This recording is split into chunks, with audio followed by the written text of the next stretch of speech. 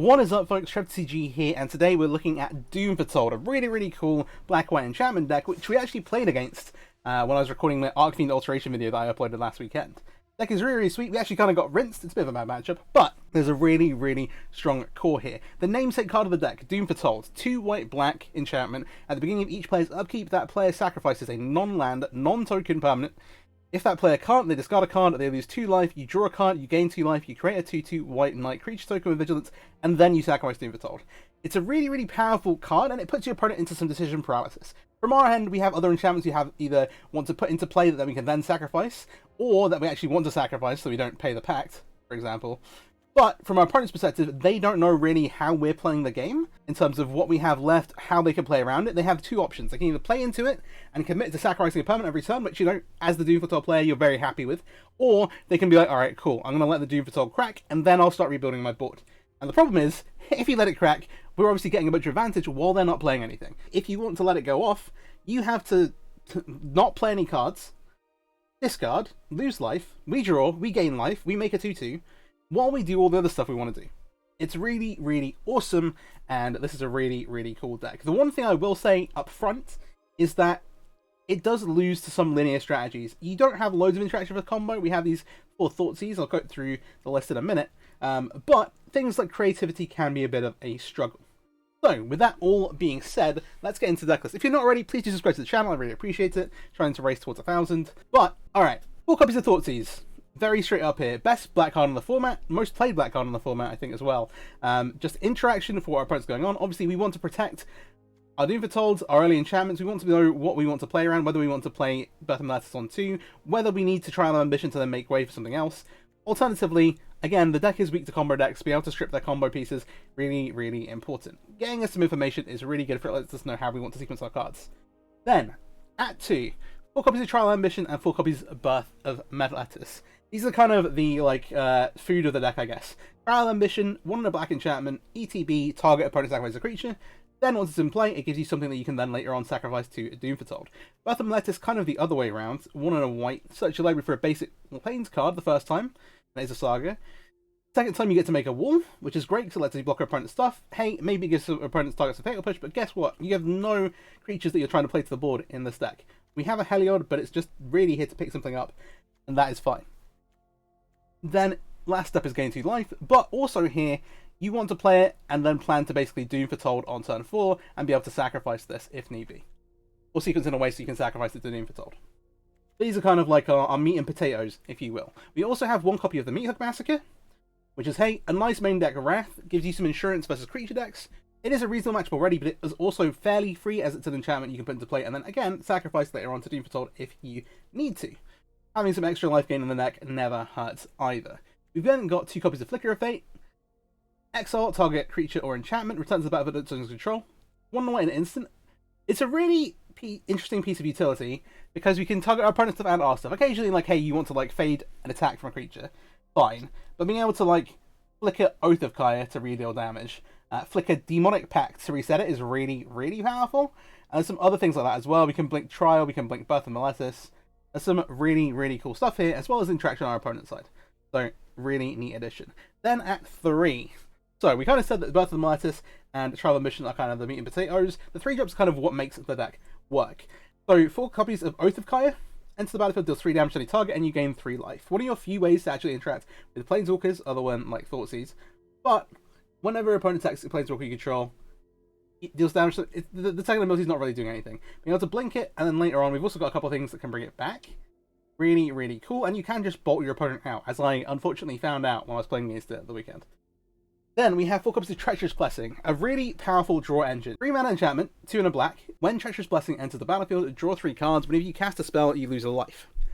Okay, fine. The idea really is that we get to draw the 3 cards, and then when we cast spells, we lose life is a punishment normally. But in this deck, because we have Doom Foretold, we can just sacrifice it, which is amazing. We also don't have to sacrifice it straight away. Also, when it becomes a target of a spell ability, it sacrifices as well. So you can, kill it with Flicker of Fate, there's that kind of thing. You unfortunately can't flicker it with Flicker of Fate to get the draw effects back, but it is really powerful. You play it and you instantly draw that 3 cards, but you don't start losing life until you cast more spells. So, hey, with Doom Foretold in play, you can just play it and then sacrifice it before you even start paying stuff. Really, really cool draw engine for the deck. The last thing at 3 is 2 copies of Restoration of Django. This and the 4 copies of Birth and Letters kind of control the mana base a little bit. We'll get to that in a minute. The first step here is search your library for a basic Plains card, reveal it, put it into your hand. Okay, cool. Gives us some fixing. Between Birth and Letters and the Restorations, we are very, very consistently against that 4 mana. We'll almost never, I say this before we play the matches, get stuck on 3 lands. I'm going to pay for that later. The second step, you may discard a card. When you do, return target permanent card with mana value 2 or less from your graveyard to the battlefield. This is an interesting one because it can trigger all of your Trials and Birth and Letters. Also, if you sacrificed one of them to Doom Foretold earlier in the game, you can bring it back. Alternatively, you can just discard a land, bring it back, and it kind of ramps you a little bit, which is pretty neat. The land enters the battlefield tapped, but it's still fine. Last step here, exile the Saga, returns the battlefield transformed. That becomes a 3/4 with Vigilance whenever it attacks or blocks and makes a 1/1. It's just nice value. Sure, your opponent might have some removal because you're not playing, again, loads of targets for it, but just a very solid card. 4 is where the real spice is. So obviously we've got 4 copies of Doom Foretold, kind of the engine of the deck. We then have 2 copies of Kaya's Wrath, a Wrath of choice, destroy all creatures. Hey, we have a nice clean 4 mana Wrath here, which is the advantage of playing white and black. I've not ran into a situation where we've struggled to cast it yet, but hey, I'm sure that will happen eventually. We have 1 copy of Heliod the Radiant Dawn, and this is one of the cards that made me think, oh, this is a really, really sweet addition. So, Heliod, when it enters the battlefield, return target enchantment card that isn't a god from your graveyard to your hand. Pulls back anything, whether that's Oath of Kaya, which I didn't mention is legendary, so it legendary rules itself. Later on you can go get it back, that kind of thing. You can recur all your other stuff as well, whether that be Doom Foretold that's gone to the graveyard after being used, whether that's like Treacherous Blessing. There's just all kinds of potential here. That's the main thing it's doing. You're kind of expecting it to die a lot of the time, but it does have this transform ability for 3 mana, and we don't have the blue, so that's going to be 2 life. It then transforms to Heliod the Warped Eclipse. You may cast spells as though they had flash. It is itself a 4/6, and then spells you cast cost 1 less to cast for each card your opponents have drawn this turn. So they get a bit of a discount if you're playing spells on your opponent's turn, and say, things like Instant Speed, Edict Effect, Instant Speed, all these things are really cool. Instant Speed, if you get there, it's kind of living the dream, but it's just really, really solid as 4 mana, make a 4/4, pick an enchantment up, which is why it is here. And then lastly, 2 Demonic Pact. This is the bit that really sold it to me. I was like, okay, this deck is so sweet. 2 black for an enchantment. At the beginning of your upkeep, choose one that hasn't been chosen.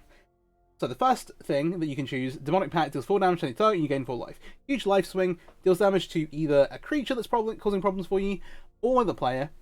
The second step, target opponent discards 2 cards. Okay, cool. The next step, draw 2 cards. And the last step is lose the game. So the problem with Demonic Pact is that if you get to the 4th turn with it in play, you lose the game. We have a couple of things to get around that. Notably, obviously, Doom Foretold, you can sacrifice it.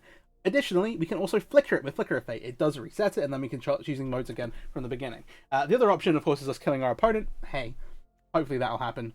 I've not seen somebody die to it yet, but that would be funny. And then the very last thing we have spell-wise in the deck is 2 copies of Invasion of Tol Avada. 3 white-black for a 5 loyalty battle. When Invasion of Tol Avada enters the battlefield, return target non-battle permanent card from your graveyard to the battlefield. It brings back everything.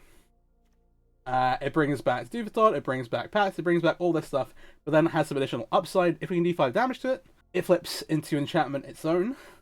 Feature tokens you can target plus 1 persona of lifelink. Okay, neat. We have a few things that make tokens in the deck already to take advantage of this.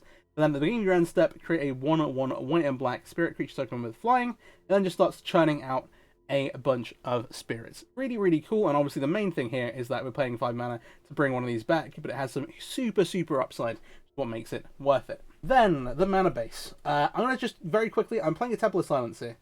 One of the things here is that we don't have a lot of things to do on 1, and then also we don't have a lot of manipulation of our library. We have Treacherous Blessing, which draws us some cards. We can like kind of search for some lands, but Temple of Silence is here to really just be like, okay, we're going to play this and then just try and scry for our Doom Foretold. If I was feeling more confident, I might play more copies of Temple of Silence. Probably not 4, because that many tap lands is bad, but a couple could be quite reasonable. But for the time being, I'm just trying it out as a one-of, and sometimes we'll get punished, sometimes we won't.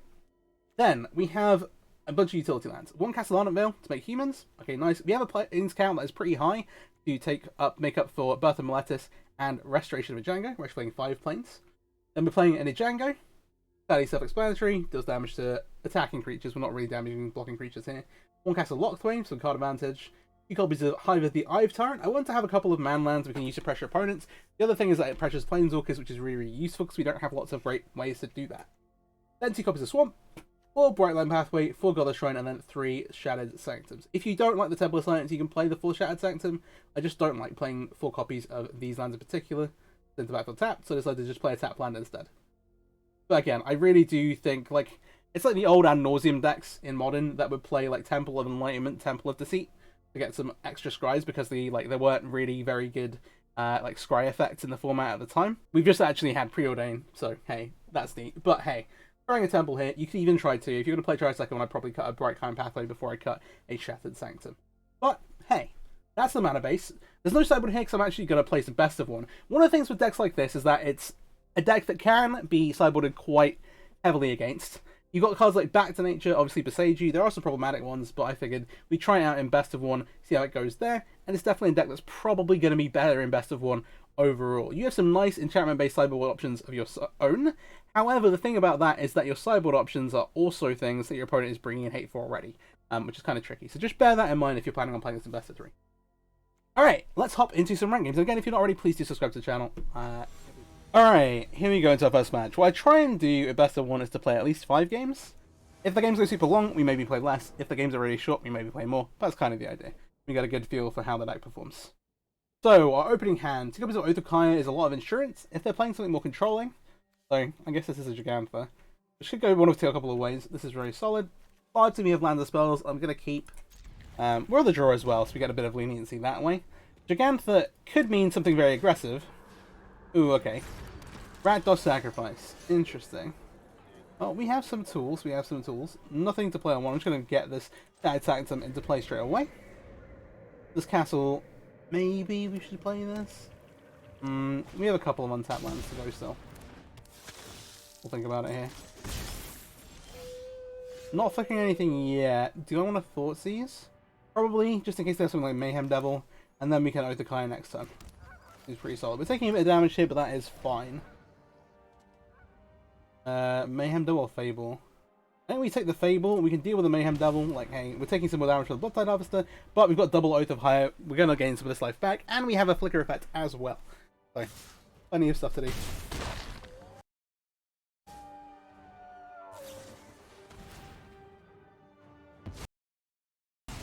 The Rakdos Sacrifice deck has become a lot more popular in the format recently. Interesting. They go for firing off the Village Rites here. They can't play the Fable, fortunately. Oh, sorry, they can't play the Fable off of the Unlucky Witness right now. But maybe they opt to this time here. I don't know how I feel about that. I don't love the Trial of Ambition either at the moment. Maybe we're on 13. They still have the Mayhem Devil. They have a pile of oath triggers, so I think we just play one of these out.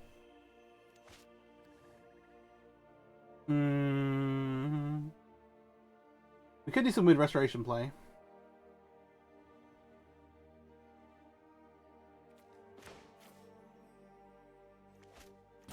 We're not taking too much damage, right? I'm actually going to play this out. We get to kind of thin out our library a bit as well. We're going to have to play into some Unlucky Witness at some point, otherwise the trial is kind of just turned off. We can't really allow that, even if we give them some card advantage. We just want to make sure that if we're giving them card advantage off the Unlucky Witness, their hand is like flooded with too many options. What things they can do. Alright, Mayhem Devil does come down here. Ooh, the invasion is pretty cool. That's a bit tricky. I do want to do this because we do need to clear this off the board. They do get a Mayhem Devil trigger here, which isn't ideal. But I think that we kind of have to deal. We could also discard a land. Stop the Mayhem Devil shenanigans. I think that's probably better.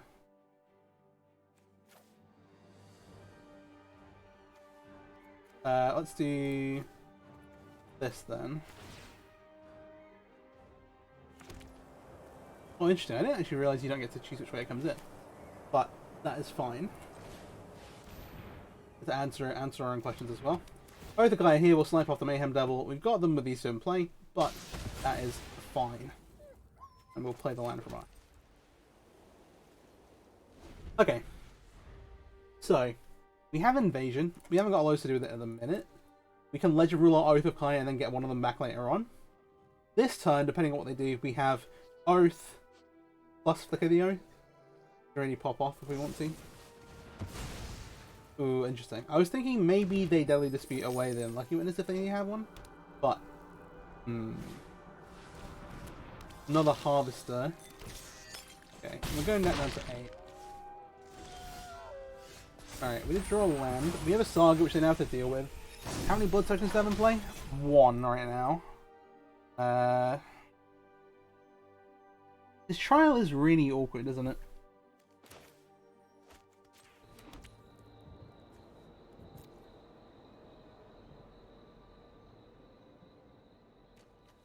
I think we're better off going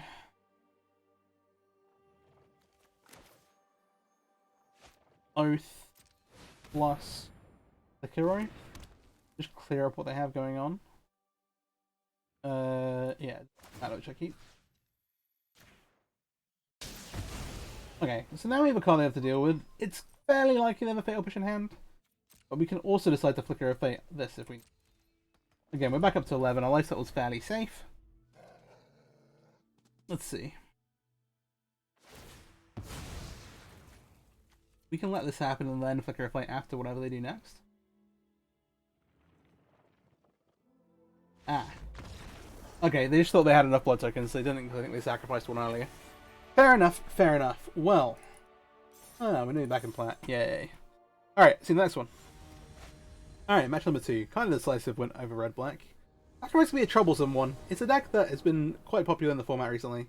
I was like, maybe I'll make a sacrifice video, but I've already done a few videos on it and it's not changed a ton. It's just very, very solid, as it has always been. We will go ahead and keep this.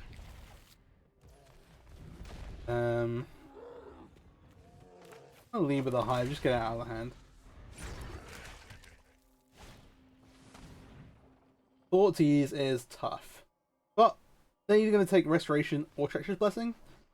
Either of which is a form of card advantage, and so I don't feel too unhappy because we're going to be left with 1. Assuming they don't have another way to take it from our hand. If they're playing something more aggressive, maybe they take the Mihawk Massacre, but I think that's unlikely. Though, it's fairly likely, now that you've seen our hand, that they know we're on Doom Foretold at least. They do end up taking the Massacre. This is actually a pretty solid draw. Get the Golden Shrine out while we can play it without any issues. Okay, taking the Mihawk Massacre is very aggressive. What are they on then? Ooh, Mono Black Aggro.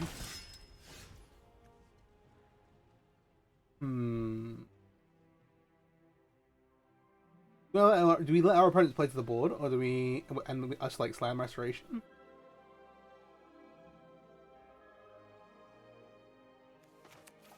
I don't know what the follow-up will be.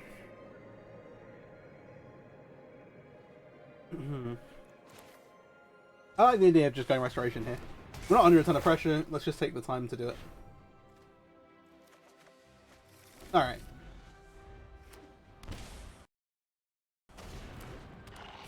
Also get to make like a fairly neat ramp play if we want to. Yeah, I think we'll start a land. We could also bring back the Meat Hook. I don't think it's worth it. Yeah, I really.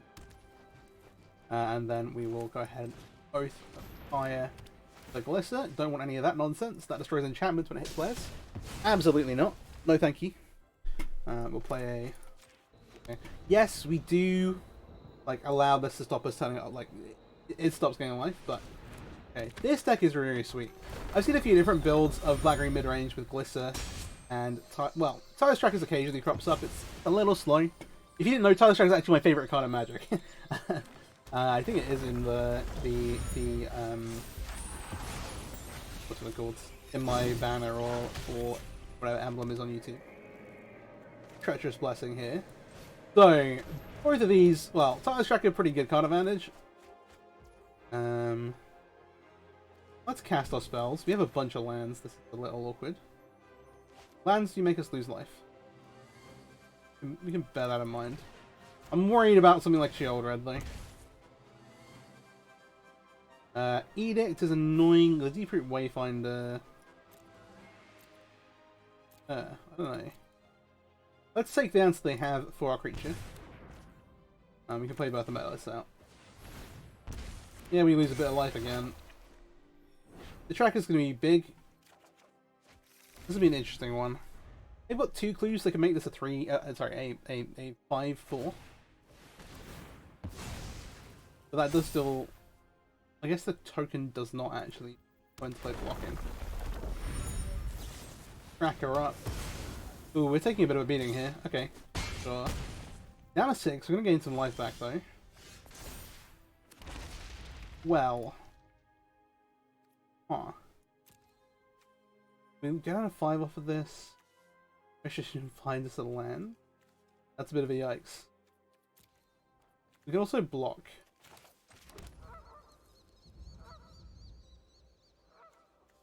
This is Menace too. We don't get to 4, I think we're...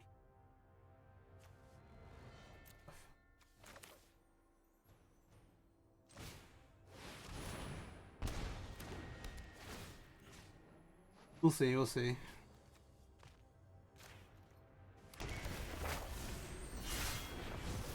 Got us some more. They have a real spell, here we are then. They have 2 clues to draw into Fatal Push. Yeah. Stuff. They drew another Edict. That is going to be GG. Alright, well. This is another one of those, hey, if you like that deck, would you like to see me play it moments? I probably won't play exactly this build. I'm not in love with Knight of Dust Shadow, but Tireless Tracker and Black-Green Midrange in general with Glister, super, super sweet. Okay, and that takes us to 1-1. Okay, so, match number 3, 1-1 at the moment. Yeah, Black-Green Midrange, very, very sweet. It's a bit of a weird one because it struggles a little bit, like, while things like Crocs exist, it's hard to find an excuse not to play red-black, but black-green is very, very sweet and you get some pretty awesome cards. There are also some new tools that make it pretty cool, but overall, in my opinion, not worth it versus the benefits of red. And given that Fable the Mirrorbreaker and Khan did not get banned, as we go down to 16, I thought to zero opponent. Yeah, it's a bit of a tough. Oh, jeez. So, Angel's an interesting one. We can't kill... We can kill the Giada, so we don't want to take that. We can't kill the Bishop, so we're going to take one of those. Throw them a little. We do have Kaya's Wrath, like we should be fairly safe here. But, again, one of these... Alright, we're going to see how this plays out once. Gonna play the Shadow Sanctum. Sure. Shockland Bishop. Yeah. That's with this. We have to also make a decision about when we play this Ice Wrath. If they draw into Collector Company, we're in a little bit more of a tough situation. As it is, let's just draw some cards. Happily put a Doom Foretold to play next turn. We've not actually seen one yet, and we've played 3... This is our 3rd game with the deck. So, awkward. We did put them in there, I promise. I'm pretty sure. Guard is here. To gain some life. So, if we Oath of Kaya the... Oh, there's 2 things, really. Let's just... I'm committed to Oath of Kaya to try and force them to use more resources before we Kaya's Wrath. The problem... Oh, the other things that can... Down... Get creep. I just want to just do a quick company check. Okay. Reconstruction is basically company. Also implies that we actually don't want to Oath of Kaya this Gaiada because they're currently trapped behind it.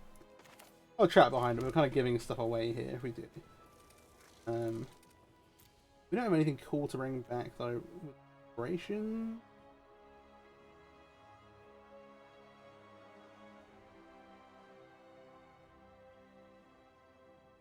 We have 2 copies. I think we just make them use their resources because they're also going to get some tokens off of the Bishop. Okay.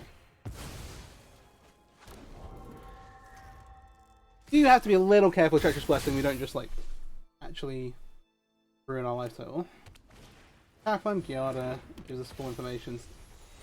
Enjoy. Okay.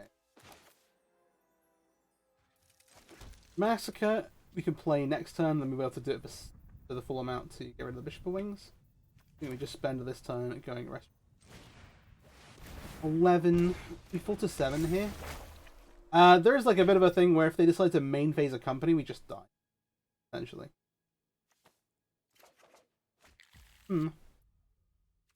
Just something to think about. I think we gotta have to play into it. Okay, that is also bad.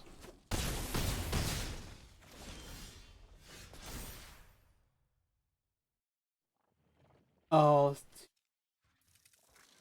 No! Not like this.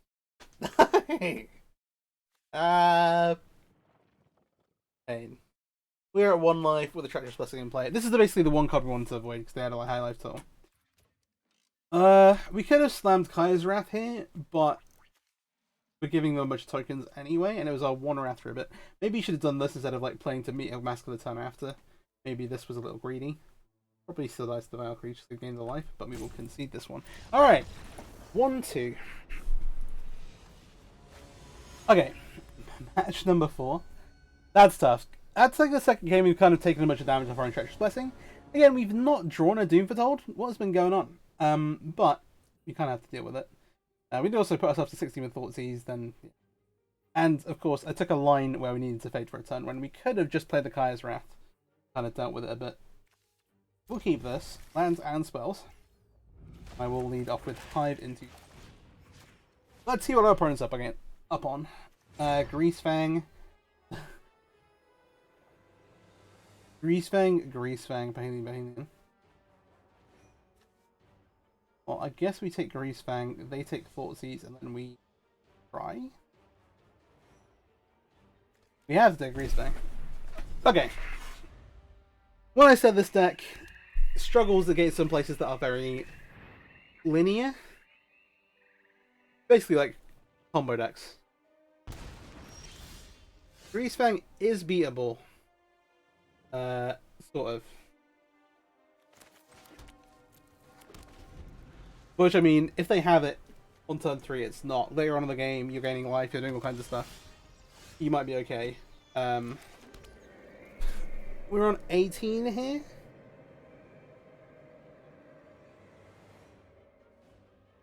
I'm trying to think what the situation is where we managed to win. Well, one of them is not them not having a land, or not having a way to get to Greece. I think we had the Treacherous Blessing, just try and draw out of this. Draw into an answer or something. Doom Foretold is not what we want, but it might be what we need. At least limit what they're doing. The one issue here at the minute is that while they don't have a way to discard one of these, this itself is fine, right?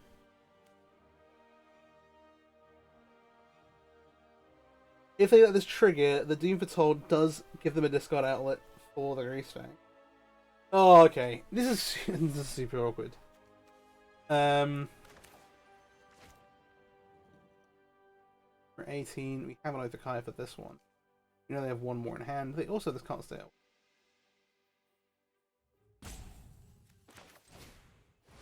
If we can build up some life total as well, that's fine.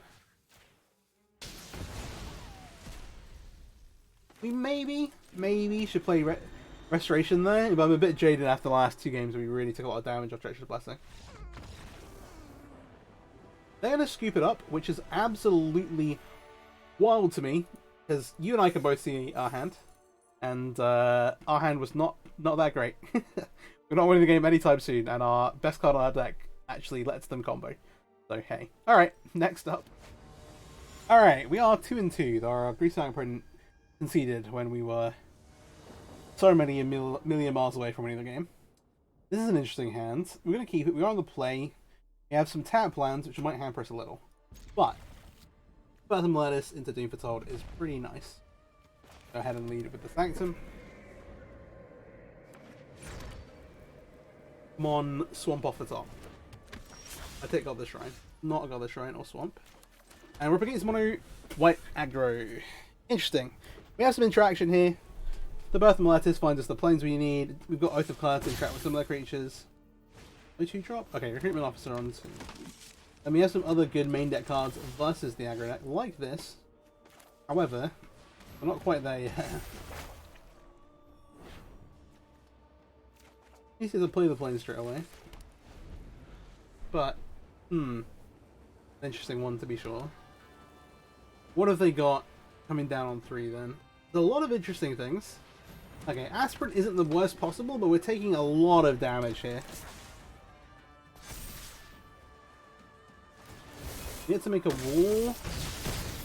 Importantly, these 2/3s are very hard for us to wipe off the board. I think we just do what the playbook says and still cast this magic here. X equals T.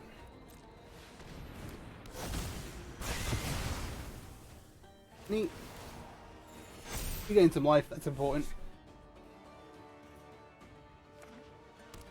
We've still got Trial, we've still got Doom Foretold. Oh, Extraction Specialist is a brilliant punish. We get to block some of this damage, but alas, only some of it. Our opponent still going strong. So we're at 12, we again still have a block here. We gain a couple of life back. Do we Pact? Pact might be the play. The thing is, this triggers at the beginning of our upkeep, which gives our opponent an entire ton of stuff to do. Maybe just play out Doom Foretold? At least handle something straight away? They can remove counters to kill it with the Hopeful Initiative.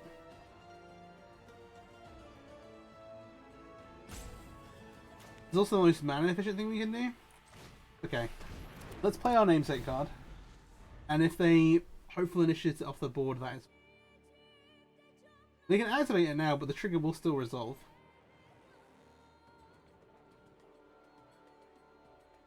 They're going to sacrifice the Lumina Aspirant. I'm getting a little life back off that as well. All adds up, all adds up. Very important. Let's see then.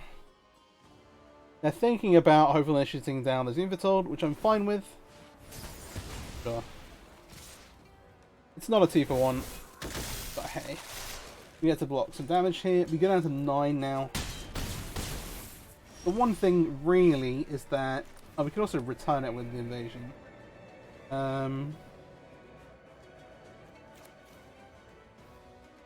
like that plan.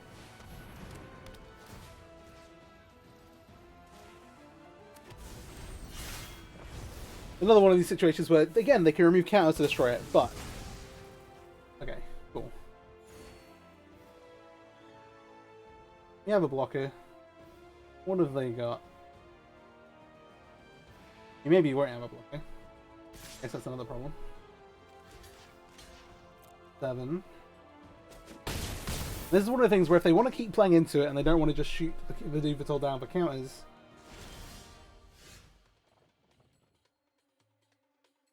you can also sacrifice this. This is the play. Alright, we have Trial, have Demonic Pact. You have 5 mana? They can also pop one of these on our... They can pop Doom Foretold on our end step as well.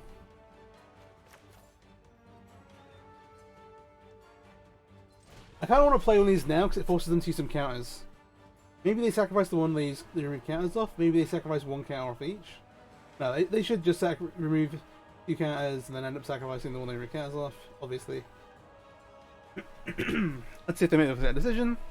This is assuming they do want to do this and they don't have something else going on. Okay, no. So they're committing their time to doing this. Let me sack off the 1/2. We don't have 2 mana here. We may as well get rid of this one here as well at the same time. And then we'll see what the last 3 cards in their hand are. 5 mana. Extraction Specialist. It's back again. Oh, it's back. Aspirant. Aspirant. Okay. Very solid here. Where's the counter going? Straight on to Extraction Specialist. Fair enough. I would like to Pact, but again, this screws on our upkeep. It's a little bit more dangerous than it looks. You can just stick this in front of here, though. 5, 6, 7, 8, 9.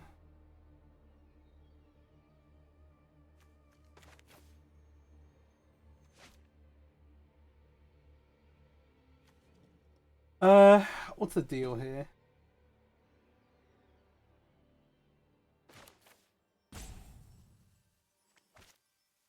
You can also lose the Pact.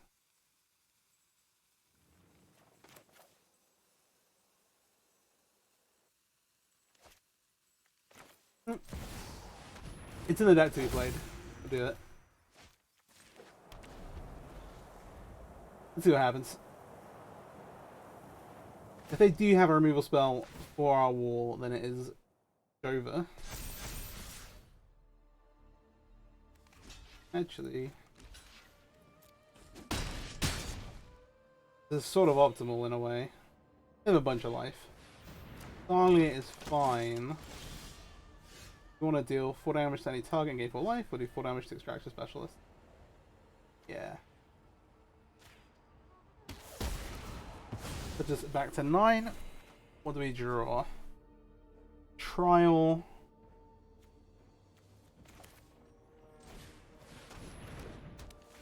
Oath to shoot down Thalia. Actually, Oath to shoot down the Aspirant. I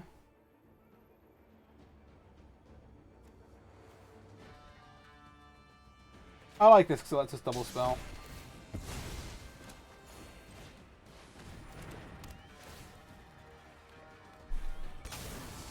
We're not really pressured to actually block with a wall yet.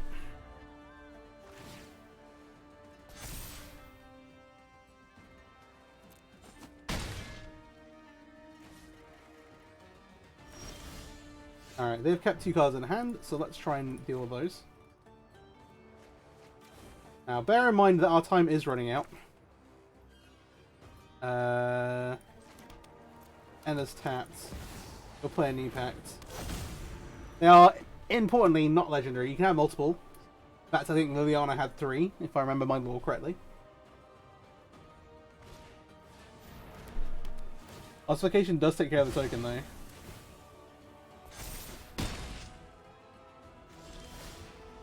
But yeah, we're really in the market to draw cards here.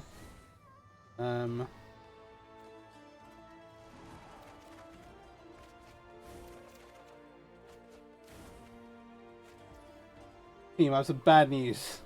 I have some really, really bad news.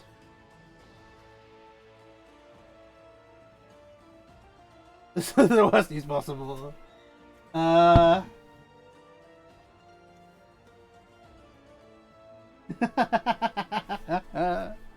You're not going to play one when you don't have Doom Foretold in play, but unfortunately we didn't really have a choice this game. We can't activate this because we go down to 0. We are just dead. You know, I'm gonna pass the turn, and we're dead to the Thalia anyway. I don't know. We're dead to the Overlock Aspirant anyway. All right, yeah, sure. They're gonna attack us. All right, that's game number 5. I think that's been about 20-30 minutes of gameplay. So I'll play another one. Okay, I believe we're now 2 and 3. So it'll be our last match, I think, with the deck. Just had one of the funniest games of Magic I've ever played, where we would have died to our impact, so I ended up having to draw 4 cards and just hit nothing, sadly, to answer it. And so we're dead anyway to the Luminarch Aspirant. But hey, yeah, we are playing 24 lands, which is not that many, in my opinion. I feel like what is realistically a control deck, and you just absolutely need to hit 4 mana on turn 4. Ooh, Elvish Mystic Start could still be elves, but more likely to be green based on the layer of the Hydra. Some elfless play 1, green plays more than 1, and so it's a bit more likely, given they have it on turn 1. That's logic, right? Ah, sort of. Okay, they played a Besage afterwards, and a Gold Troll, which actually gives the game away. Interesting moment. We're going to play a Trial Ambition. Are we going to play a Trial Ambition? You play a Trial Ambition, they get secondly for Old Troll, which is good and bad. It means it's not killing us actively, but it does put us in a situation. We have 1 more draw step out of land. Obviously, the Birtham Lettuce does find us one if need be. Let me just roll this out now, because we don't have like a really good turn 3 play to fall back onto. Oh, like, okay, this is fine too.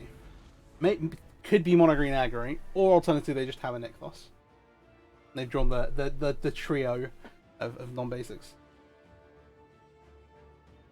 We'll see. Ooh, Invasion. Interesting. Okay, so we've got some spice here on our mono green. But what kind of spice is it? We're revealing off Invasion. Excellent. It's Khan. Never mind. The spice has been cancelled. The spice party is over. Go back to Dune. And they can trigger that straight away.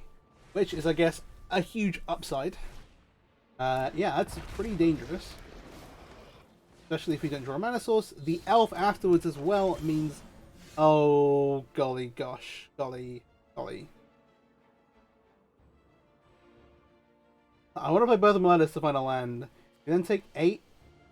We could then play one of these things, which doesn't really kill.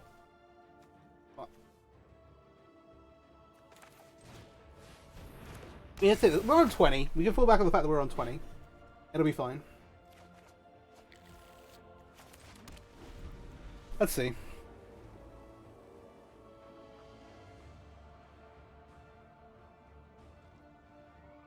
Don't feel as good as I did about casting the Demonic Pact in general.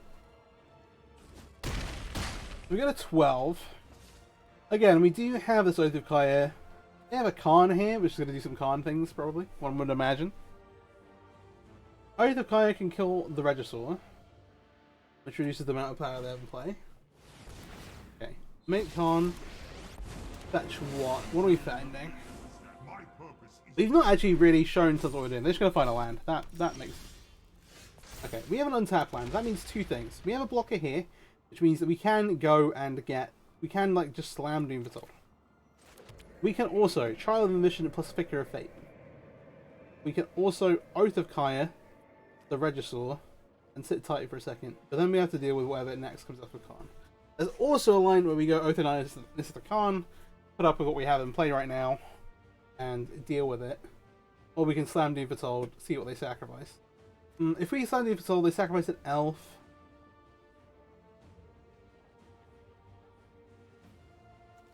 You know what?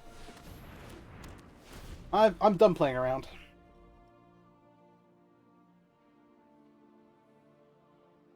They can also just sacrifice Khan. That would be funny. This is on upkeep, so they've not drawn yet, which means they don't know if they're going to draw a land for turn. Maybe they have Storm's Festival, and that's why they're thinking about sacrificing the Khan here. If they have Storm Festival in hand and a land on top, we get severely punished. They're just going to sacrifice the Growth Troll. It does also give them some mana, which is not great for us. That also does that. But it does, at least, take some stuff off the board. What comes onto the board, however, with the Storm Festival, who knows? So they have 1, 2, 3, 4, 5, 6. But maybe that is not where we're headed.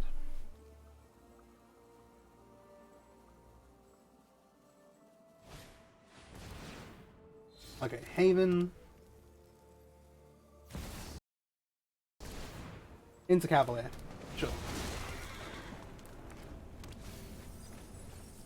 This is all somewhat dealable with. There is a Nykthos. They've still not activated Khan.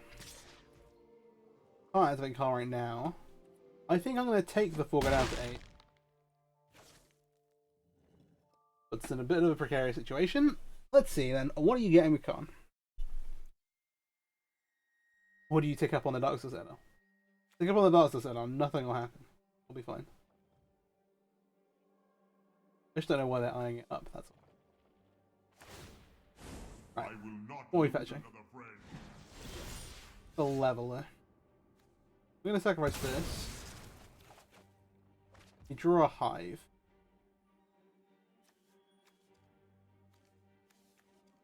This makes 8 mana currently, which is tons. They're going to sacrifice a couple of things.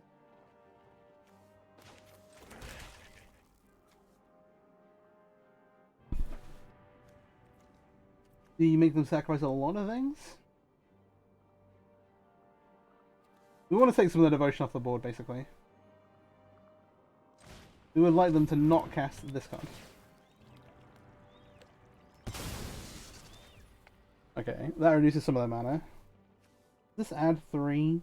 Oh, actually. Some of these are CMC equal to their flip to convert mana cost, but I don't know, because actually I guess that is probably true.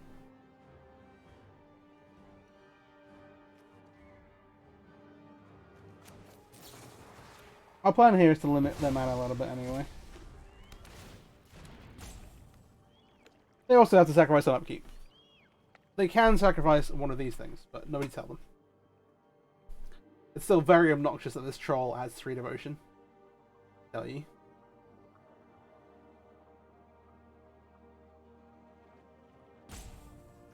3, 4, 5, 6, 7. This is not add devotion. Sorry, yeah, of course it's an add devotion. Sorry, it's just converting mana cost. Oh, right, mana value nowadays. That I'm thinking of. Doesn't add the flipped invasion does not add devotion. Okay, so we've got 7 mana, which, unless they've drawn a land, is not enough to cast this thing, which was the point. Because they sacrificed the Khan and not the Cavalier. They're not getting a... They could have sacrificed Cavalier and got something back from their graveyard. Would have been neat. Okay, Old Drop. They're continuing to play into the Doom Foretold, which I'm totally fine with. Which, you know, in a bit of a position. Oh, okay. They got enough mana. Alright.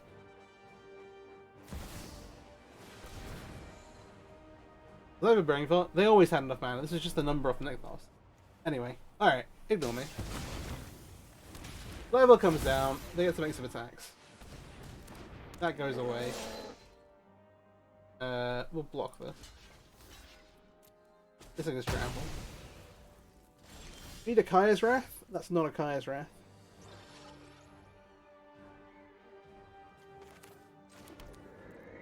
What do we have? Demonic Pact doesn't do anything here. This thing gives them a pile of devotion. This is the best thing we can do.